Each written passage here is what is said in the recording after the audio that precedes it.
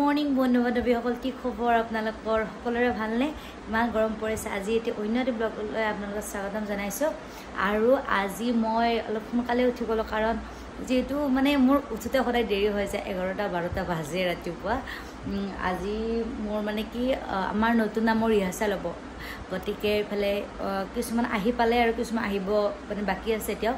আৰু মই ফটাফট গৈ গাটো ধুই লওঁ তাৰ পাছত দেখাই আছে কি হয় আৰু খানাও আছে এটা 20 টকীয়া খানা মই গা পা ধুই ওলাই মেলি এতিয়া ৰেডি কাপোৰ কানি পিন্ধি আৰু এইফালে মই এতিয়া নমো দি দিম এইফালে আহি পালে দুলুত হাই যা আমি যাও ঘৰত যাও এই 11টা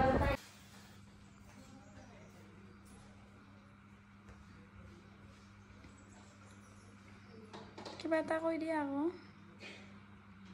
দামি নমো তো দিল নমো মনে পেলে দিছে হ্যাঁ দাদা মান লাগে নাকি তো না দে আমি পেলো আছে না মেসাতে তো লাগা দাও না দে মনে না দে रो তো লোকৰি দিছো মুখৰ পৰা কৃষ্ণ বুলি কৈছে না অন্তৰৰ পৰা কৈছে মই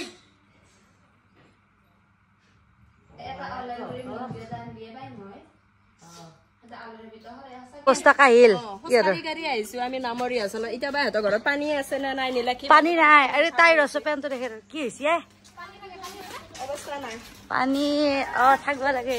ভৰি কি খান পানী আছে না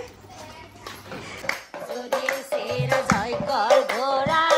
ভদ্রাওতে পা পাণ্ডবরা জয় কর ঘোড়া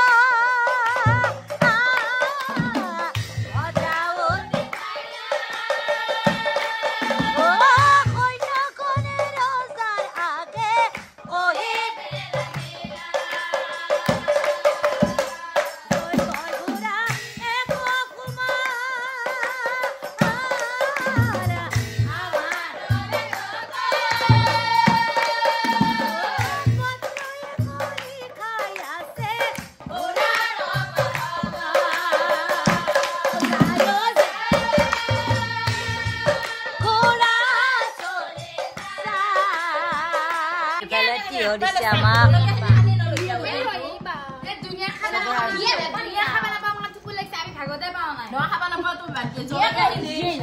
এইফালে আমাৰ নামৰ এজনী গ'ল খাব আৰম্ভ কৰিলে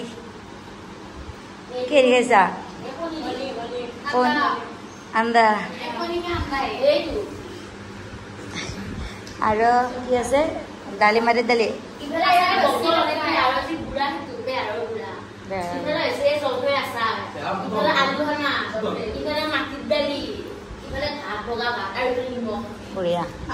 আজিলে ইমানে